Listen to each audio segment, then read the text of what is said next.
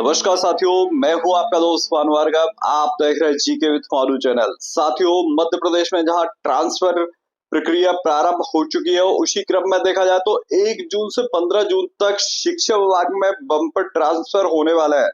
साथियों, अतिशय शिक्षकों के लिए अलग से कोई प्रोसेस जारी नहीं हुई है। अब इसी के साथ ही शिक्षकों को जो सरप्लस शिक्षक हैं, जिनके पोर्टल पर दिख रहा है कि वह अतिशेष हैं, तो उन्हें यही 1 से लेकर के 15 जून के बीच में आवेदन करना होगा। यदि आवेदन नहीं करते तो प्रशासनिक ट्रांसफर से उन्हें गुजरना होगा। साथियों, चलिए देखते हैं कौन शिक्षक अतिशेष की श्रेणी में आते हैं। क्या आप नियम विरुद्ध तो अतिशेष नहीं हो गए हैं? साथियों, जैसे कि यहाँ पर देख रहे हैं, अतिशेष प्रक्रिया से संबंधित कंडिका 3.2 के साथ जो नियम है वह आपको समझाएंगे कि कौन शिक्षक अतिशेष की श्रेणी में आएगा, कौन नहीं आएगा। तो चलिए देखते हैं। वीडियो को लास्ट तक जरूर देखिएगा, लाइक और शेयर जरूर कीजिएगा। साथियों, जैसे कि यहाँ पर देख रहे हैं, अतिशय शिक्षकों का चिन्हांकन एवं स्थानांतरण। उपरोक्त कंडिका 2.10 और 2.11 और 2.12 में वर्णित मापदंड के आधार पर विभिन्न शैक्षणिक संस्थाओं में संख्या एवं विषय मान से जैसी भी स्थिति हो, अतिशय शिक्षकों का चिन्हांकन किया जाएगा। संस्था विशेष में कार्यरत अतिशय शिक्षक एजुकेशन पोर्टल पर प्रदर्शित होंगे। वही देखा जाए तो दूसरा नियम कहता है, संख्या अथवा विषय मान में जैसी भी स्थिति, अतिशय शिक्षक का चिन्हांकन पद संस्था में उनकी कार्यरत सेवा अवधि के आधार पर वरिष्ठता क्रम में किया जाएगा। तात्पर्य यह है कि जो शिक्षक वर्तमान पदस्थापना वाली संस्था में सबसे ज्यादा समय में कार्यरत है, वे ही अतिशेष की श्रेणी में आएंगे। तो साथियों, वरिष्ठता का मतलब यह है कि उस संस्था में जो लंबे समय से पदस्थ है वही अतिशेष की श्रेणी में आएगा। अतिशेष शिक्षक अन्य शिक्षकों की भांति ऑनलाइन स्वैच्छिक स्थानांतरण में भाग लेंगे। अतिशेष शिक्षकों को कंडिका 3.12 अनुसार प्रत्येक श्रेणी में स्थानांतरण हेतु वरीयता प्राप्त होगी। तो साथियों, अतिशेष शिक्षकों को वरीयता भी मिलेगी अन्य शिक्षकों के अलावा।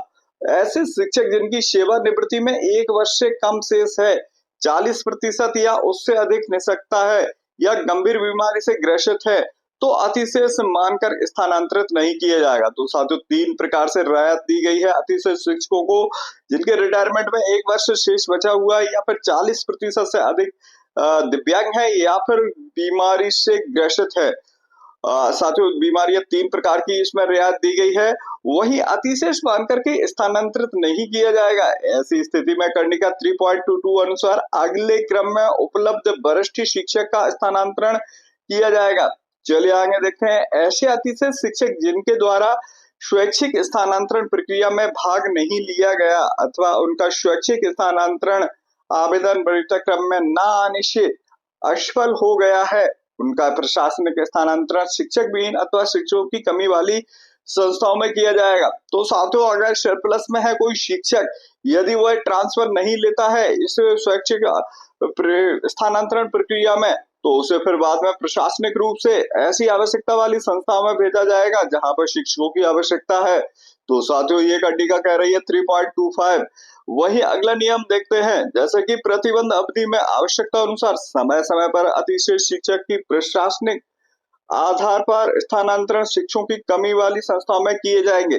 तो साथियों, इस बार प्रशासनिक ट्रांसफर स्वैच्छिक ट्रांसफर में 50-50 फॉर्मूला लागू किया गया है नए निर्देशों के अकॉर्डिंग। वहीं देखा जाए तो 3.27 क्या कह रही, 7वां नियम जो कि लास्ट नियम है, अध्यापक शिक्षक कर्मी संविदा शिक्षक गुरुजी जैसे भी स्थिति हो, यदि उनकी नवीन संवर्ग में नियुक्ति नहीं हुई है, उनको अतिशेष घोषित कर अन्यंत्र पदस्थ नहीं किया जाएगा, क्योंकि ऐसे लोक सेवकों की नियुक्ति विशेष संस्था विशेष के लिए की गई है। तो साथियों, जो शिक्षक हैं उन्हें एक स्थान से दूसरे स्थान तक नहीं किया जाएगा। यह मोस्टली विशेष संस्थाओं के लिए है, जो कि जैसे कि सीएम राइज वगैरह।